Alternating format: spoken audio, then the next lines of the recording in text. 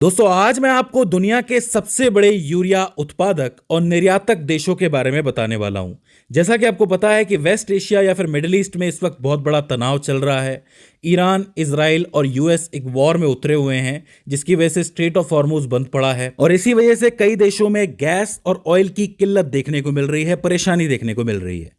तो आप सोचेंगे कि इस वक्त मैं यूरिया की बात क्यों कर रहा हूं जब गैस और तेल की कमी है। तो मैं आपको बता दूं कि वैश्विक समुद्री यूरिया व्यापार का लगभग 35% करीब 20 मिलियन टन अकेले पश्चिम एशिया यानी कि मिडिल ईस्ट से आता है और वो इन रास्तों पर बहुत डिपेंड करता है। इस समुद्री यूरिया व्यापार की वजह से ही दुनिया भर की खाद्य सुरक्षा सुरक्षित बनी रहती है, लेकिन अगर ये रुक जाए तो इससे दुनिया भर में खाद्य सुरक्षा पर एक बहुत बड़ा खतरा आ जाता है। तो ऐसे में इस युद्ध की वजह से भारत पर इसका क्या असर पड़ेगा, यही चीज हम देखने की कोशिश कर रहे हैं। सबसे पहले तो हम बात करते हैं दुनिया के उन प्रमुख देशों के बारे में जो यूरिया के उत्पादक हैं, यानी कि यूरिया प्रोड्यूस करते हैं। तो मैं आपको बता दूं कि यूरिया का जो उत्पादन है मुख्य रूप से उन देशों में होता है जहां पर कच्चा माल यानी कि प्राकृतिक गैस, नेचुरल गैस प्रचुर मात्रा में हो और सस्ती भी मिल जाए, तो ऐसे में वहां पर अच्छा यूरिया बन जाता है। दूसरी चीज यह है कि जिन देशों की कृषि मांग ज्यादा होती है तो उस हिसाब से उन देशों में यूरिया को बनाया जाता है, उसका उत्पादन किया जाता है अलग अलग तरीकों से। अगर दुनिया के सबसे बड़े यूरिया उत्पादक देशों की आप बात करोगे तो इसमें पहले नंबर पर चीन आता है, जो दुनिया का सबसे बड़ा यूरिया उत्पादक देश है। दूसरे पे आता है भारत, जो कि सालाना 26 से 31 मिलियन टन यूरिया का उत्पादन करता है। लेकिन भारत की कृषि मांग बहुत ज़्यादा है तो ज़्यादातर यूरिया यहीं पर खर्च हो जाता है, खपत यहाँ पर हो जाती है। तो यानी कि खपत भी बहुत ज़्यादा है, अगर उत्पादन ज़्यादा है तो खपत भी ज़्यादा है। तीसरे नंबर पर आता है रूस। प्राकृतिक गैस के विशाल भंडार के कारण ये एक प्रमुख उत्पादक देश बन जाता है। इसके बाद कुछ और देश हैं जैसे कि अमेरिका, इंडोनेशिया और मिस्र। ये वो 3 देश हैं जो कुछ हद तक यूरिया उत्पादन करते हैं। और फिर बात करते हैं पश्चिमी एशियाई देशों की, तो उसमें सऊदी अरब, कतर, ईरान और ओमान इंपॉर्टेंट देश हैं जो उत्पादन करते हैं यूरिया का। तो ये तो वो देश हैं जो उत्पादन करते हैं और वो खपत भी कर लेते हैं, क्योंकि चाइना बहुत बड़ा देश है, वहाँ पर लोग भी ज़्यादा हैं। इंडिया बहुत बड़ा देश है, लोग वहाँ पर भी ज़्यादा हैं, तो कृषि मांग दोनों ही देशों की ज़्यादा है। तो इनका ज़्यादातर यूरिया जो है वो इन्हीं के देशों में खप जाता है। भारत का भारत में खप जाता है, चीन का चीन में खप जाता है। तो ऐसे में जो सबसे बड़े यूरिया के निर्यातक देश हैं, यानी कि बाहर बेचने वाले देश हैं, वो कौन से होते हैं? तो इनमें सबसे आगे नाम आता है रूस का। दुनिया का सबसे बड़ा उर्वरक निर्यातक देश जो है वो रूस है।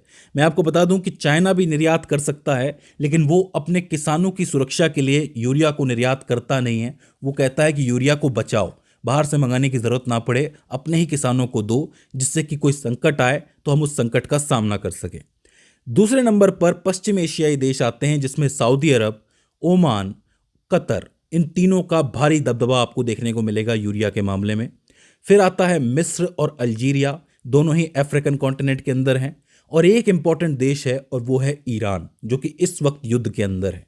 तो अब आप समझ सकते हो कि जो ईरान है उसके युद्ध में होने की वजह से दुनिया का लगभग 10% यूरिया जो वहां से निर्यात किया जाता है वो अटका पड़ा है, जिसका एक सीधा असर दुनिया की खाद्य सुरक्षा पर देखने को मिलेगा। इस वक्त जो पश्चिमी एशिया के हालात हैं उसकी वजह से यूरिया का ये व्यापार बहुत बुरी तरीके से प्रभावित हुआ है। मैं आपको बता दूं कि स्ट्रेट ऑफ हॉर्मुज और लाल सागर दुनिया के सबसे अहम ट्रेड रूट हैं।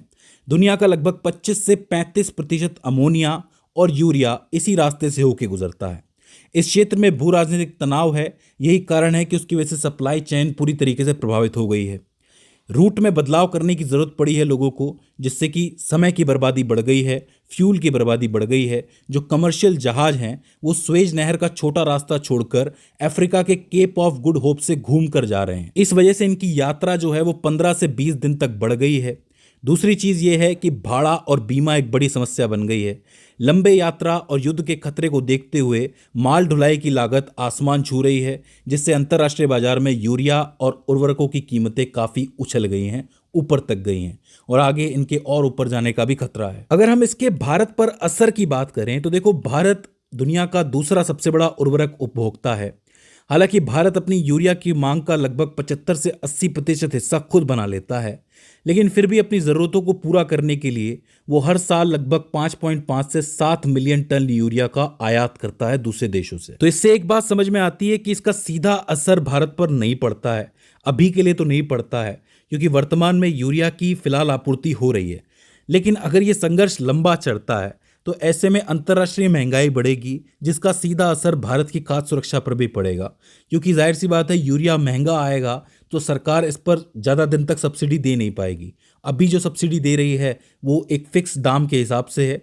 धीरे धीरे करके हो सकता है कि वो दाम बढ़ाने पड़ जाए अगर वो आपूर्ति नहीं होती है तो। इसीलिए इस संघर्ष का जल्द से जल्द खत्म होना जरूरी है, जिससे कि आगे ये प्रॉब्लम देखने को ना मिले। तो दोस्तों, मुझे उम्मीद है कि इस छोटी सी वीडियो से आपको समझ में आया होगा कि यूरिया का इस संघर्ष से क्या लेना देना है और भारत की और दुनिया की खाद्य सुरक्षा इस पर किस तरीके से निर्भर करती है। मुझे उम्मीद है कि इस छोटी सी वीडियो से आपने कुछ ना कुछ नया जरूर सीखा होगा। अगर इसके बाद भी इसके अंदर आपको कोई क्वेरी आती है, कोई दिक्कत आती है, तो आप हमें कमेंट सेक्शन में बता सकते हैं। तो दोस्तों, आज की इस वीडियो के अंदर बस इतना ही। See you in the next one.